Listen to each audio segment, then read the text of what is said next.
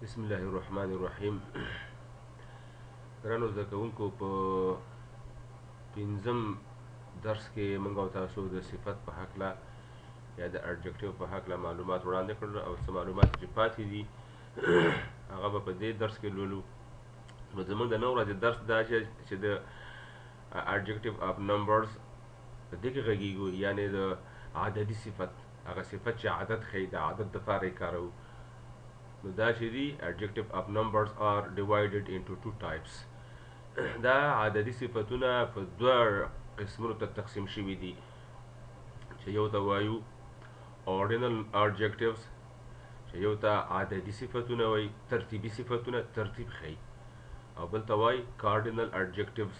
چې دا ساده شمیر ښیي او دا ترتیبي شمیر ښیي. نو اول نمبر چې دی ordinal adjective، ترتیبي صفتونه چې دي، ترتیب shows that دا هغه دي show the order of nouns in a series or group. دا راته ښیي دا صفت کوم مفردي ordinal adjective shows ترتیبي صفت ښیي the order ترتیب of nouns د نومونو ترتیب ښیي in a series په یوه سلسله وار شیانو کې یا په ډلو ګروپ کې. لکه په دې ګروپ کې دا زما ملګری دریم دی، my friend is a third in this group. یا وایي مثلا چې هغه په دریمه کوټه کې اوسیږي، he lives څلورمه اتاق کې اوسیږي، he lives in fourth room. دا فورت کلمه او تھرد کلمه چې دا مخکې مثالونه کې ما وویل دا ترتیب ښیي، او وروسته ترېنه رومز او اسم چې د هغې نمبر هغې ترتیب ښیي. نور مثالونه فار ایگزامپل ordinal adjectives ترتیبي صفتونه دا به څنګه ذکر کوو؟ اول به صفت ذکر کوي، دا یې فرموله ده، سټرکچر او ساختمان دی. adjective به ذکر کوي اول، بیا به پسې noun، adjective plus noun. لکه وایي first student لومړی شاګرد، یا وایي second student third student fourth student. دا ترتیبي شمیرې تر څو کومې چې حقیقي شمیره ده. ترتیب کې مثلا یو هلک دی، دا هم نمبر دی ninth student. نو دا فرست او سیکنډ او تھرډ دا ترتیبي شمیرې، دا دی صفت دی. کوم صفت؟ عددي صفت. او سټوډنټ ورته نوم دی. سیکنډ سیمسټر، هلکه وایي هغه سړی زما وراره، زما my nephew is studying in second semester، زما وراره په دویم سیمستر کې سبق وایي. نو دا فرست او سیکنډ او تھرډ او فورت او سکس او سیونت او ناینت او ټینت او الیونت او ټویلت چې وروسته پسې راځي، دغسې دا دغه شي نمبر ښیي، یا به شخصي یا به شیي. نو دا زموږ ستاسو ترتیبي صفتونه شو. دویم نمبر لرو cardinal adjectives. cardinal adjectives دي، دا ordinal خو تیر شو، cardinal څه ته وایي؟ they are used to count the nouns. دا هغه صفتونه دي چې دا د اسم د شمیر دپاره یې کاروو، دا نون دی او کاونټ کوو یې. we count the nouns the person or things by cardinal adjectives. دا کله چې وایي یو دوه درې څلور پنځه، دا ساده ترتیبي نه، ساده دغه ساده چې دی دې ته وایي cardinal adjectives، ساده شمیرې، cardinal صفتونه. لکه وایي شماره داسې ده ساختمانې، cardinal adjectives به ووایي، دا یو دوه درې څلور پنځه 1 2 3 4 5 6 دا به ووایي، او بیا پسې نون. لکه وایي مثلا پنځه شیان غواړمه، پنځه څه شي مڼې پکار دي، I want 5 apples، پنځه مڼې غواړمه. نو 5 دی cardinal adjectives شو، او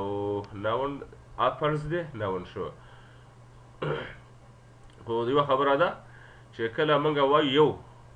یو وایو نو یو کتاب one book، چې کله دوه وایو دوه کتابه نو 2 books به وایي. 2 books دا cardinal adjectives د خپل یعنی صفت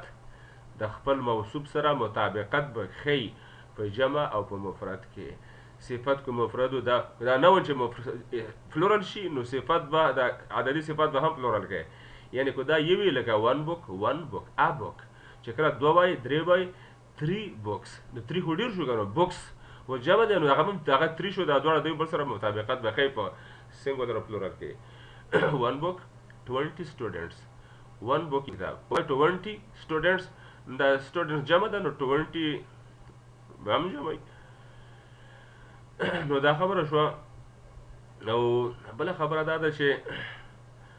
those adjectives which count the noun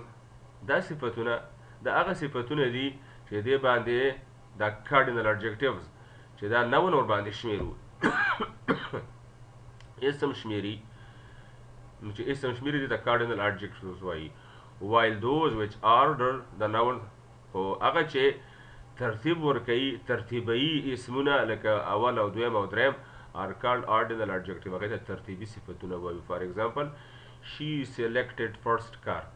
هغه ښځې انتخاب کړه اول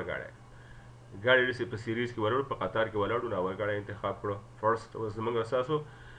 ترتیبي صفت دی او کار نه ونه. she bought 5 books هغې خریداري کړل واخیستل 5 books 5 کتابونه نو 5 زموږ اساسو cardinal number دی books ورته صفت دی او دلته دا ordinal number دی دا ورته صفت دی. اتم قسم لرو د صفاتو adjective of quantity هغه صفت چې کوانټیټي ښیي اندازه او مقدار ښیي اندازه څومره اندازه کوانټیټي مقدار او اندازې ته وایي که نه. adjective of quantity هغه صفات چې اندازه ښیي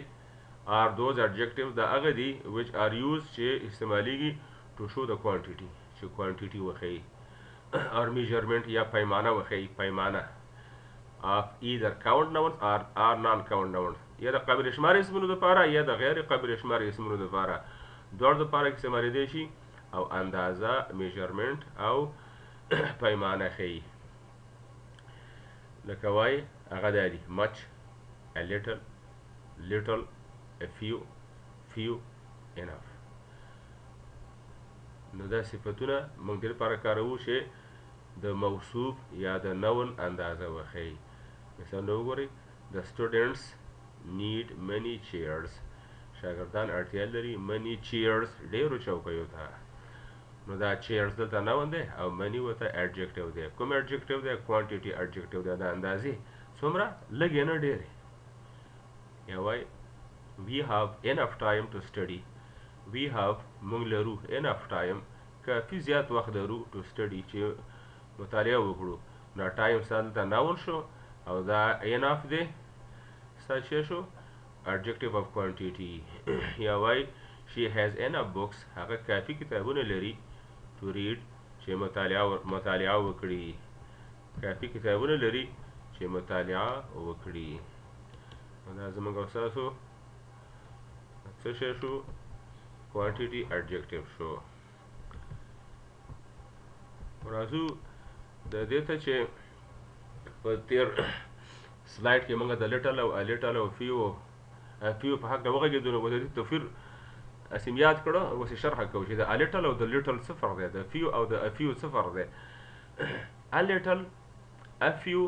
د لیټل کلمه چې د ایو سره دی او فیو چې د ایو سره دی دا به ورسره کله وای کله بیا نه وای کله وای are used دا ای چې ورسره د هغه وخت کې وی in positive sense چې هغه مفهوم مثبت مفهوم کې which can complete your requirement exactly هغه چې ستا احتیاج او همدارنګه غوښتنه په سمه توګه په دقیق ډول پوره کولی شي. نو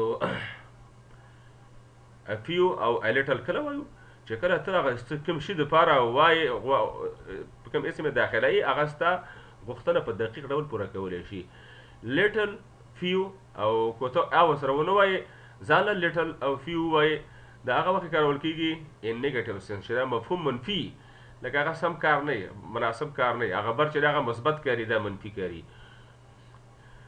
which cannot complete your requirement دا هغه چې ستا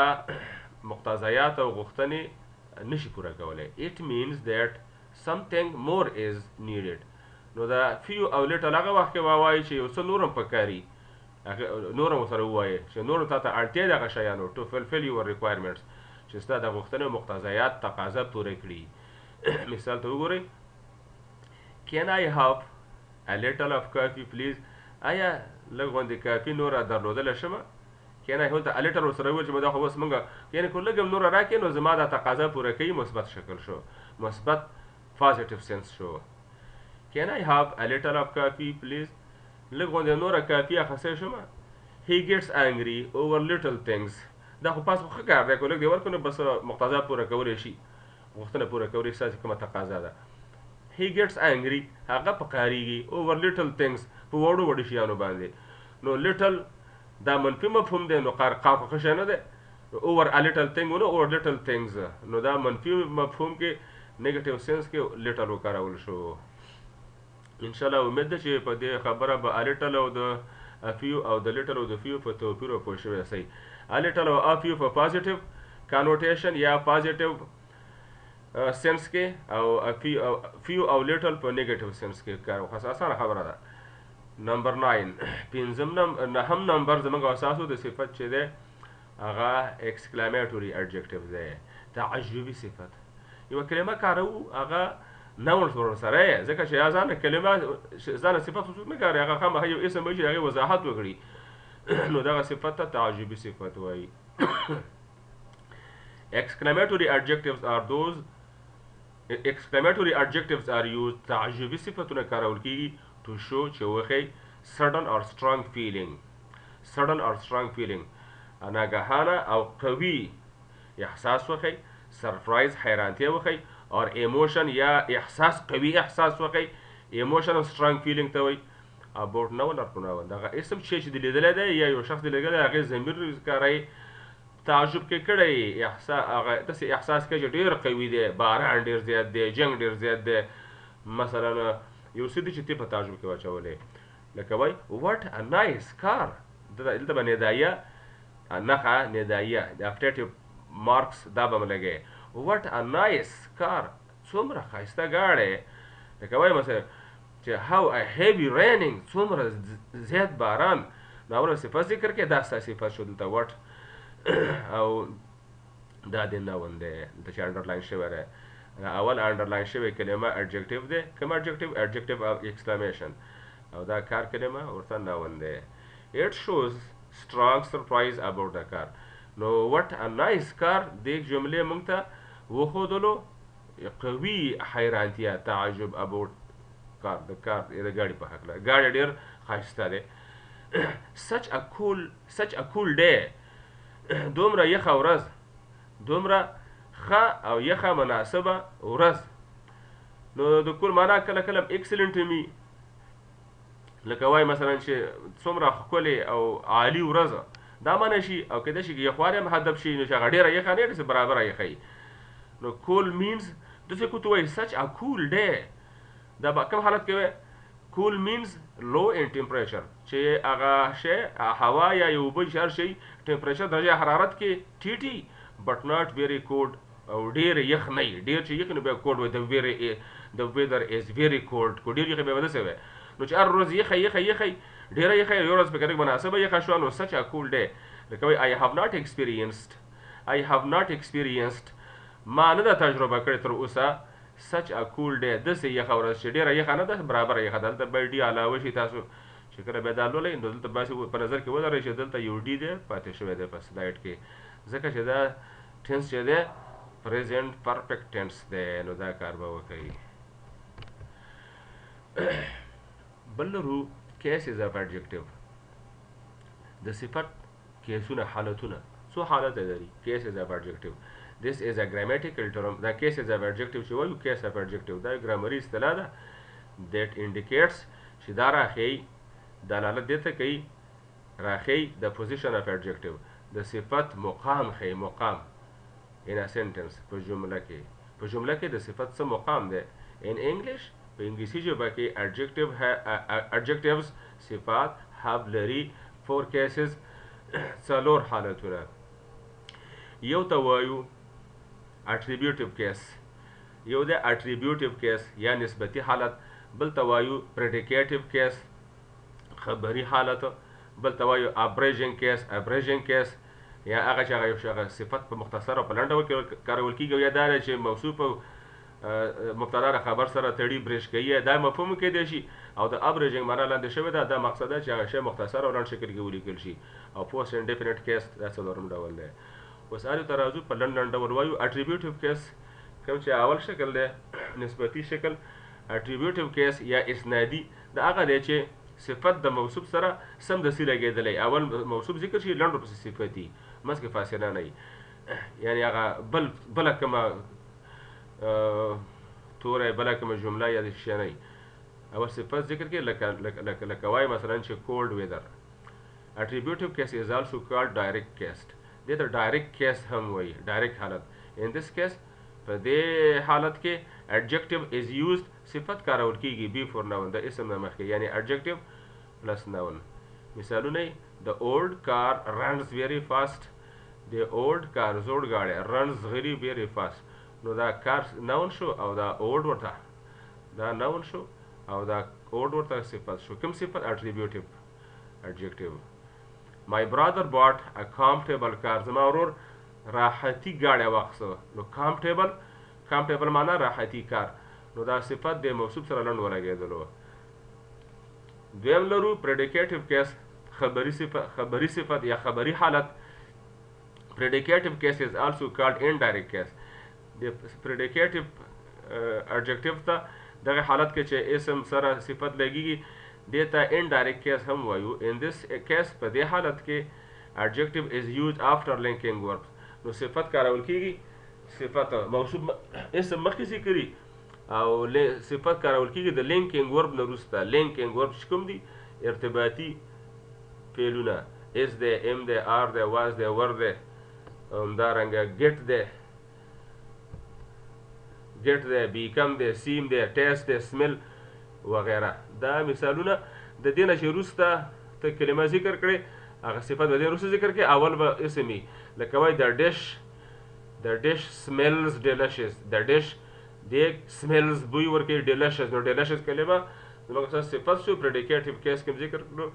نو د لینکینګ ورب نه بعد لکه وایي the students are happy شاګردان خوشحاله دي. دا students دا شی شو ناون شو ناون اسم دی کېدای شي مفردي که مفردو بیا به وایي the student is happy اوس جمع دی دا اس لري the students are happy دا to be فعل شو زموږ لینکینګ ورب چې to be ورب لینکینګ ورب هم کارېدلی شي او happy ځکه دې په هکله موږ وایو چې د to be فعل د استعمال کې یو دام ده چې مبتدا د خبر سره تړي نو دا مبتدا ده دا خبر ده دا صفت ده. شاګردان خوشحاله دي. she looks sad هغه خفه ښکاري. she سبجیکټ شو او looks د لینکینګ ورب شو او sad د صفت شو. وویل چې دا د ارتباطي فعل نه بعد به صفت لګوو او هغه تړي سره دواړه. دا سیټ کلمه دې ته پریډیکیټ وایو.